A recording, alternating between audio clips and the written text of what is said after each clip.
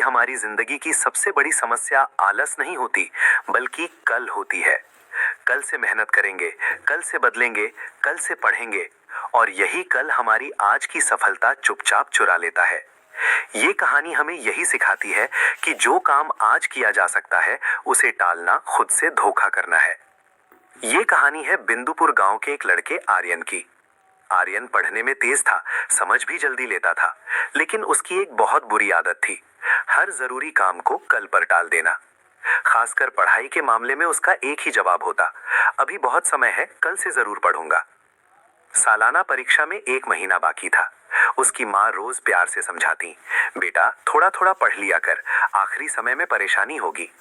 आर्यन मुस्कुराकर कह देता, अरे माँ, अभी तो पूरा महीना है, कल सुबह 4 बजे उठकर पक्का पढ़ूंगा।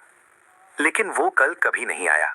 सुबह नींद भारी लगती, दोपहर दोस्तों के साथ खेल में निकल जाती, और रात को वो खुद से कहता, आज बहुत थक गया हूँ, कल से पक्का शुरुआत करूंगा।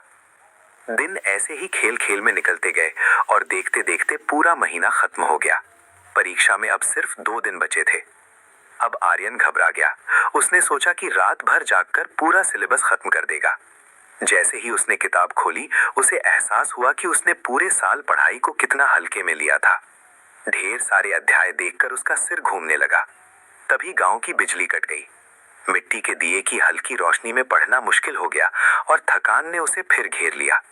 उसने खुद को फिर दिलासा दिया, कोई बात नहीं, कल सुबह जल्दी उठकर जरूरी सवाल पढ़ लूंगा। अगले दिन परीक्षा हॉल में बैठते ही उसका दिल जोर जोर से धड़कने लगा।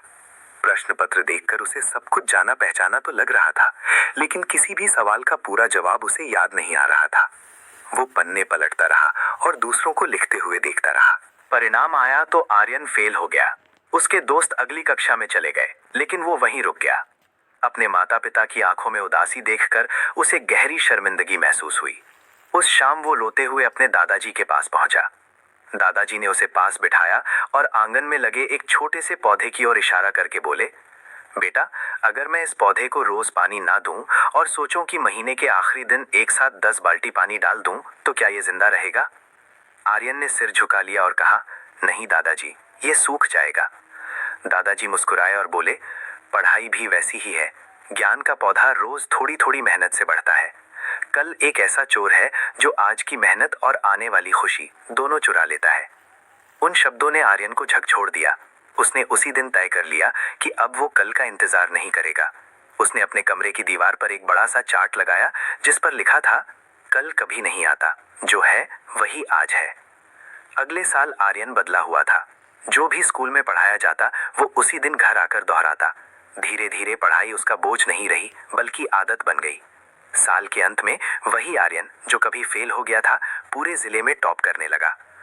कहानी हमें याद दिलाती है कि सफलता किसी एक दिन की मेहनत से नहीं, बल्कि रोज की छोटी छोटी कोशिशों से बनती है। अगर आप आज ईमानदारी से मेहनत कर रहे हैं, तो कल अपने आप बेहतर बन जाएगा। याद रखिए, सपने कल से नहीं, आज से पूरे होते हैं।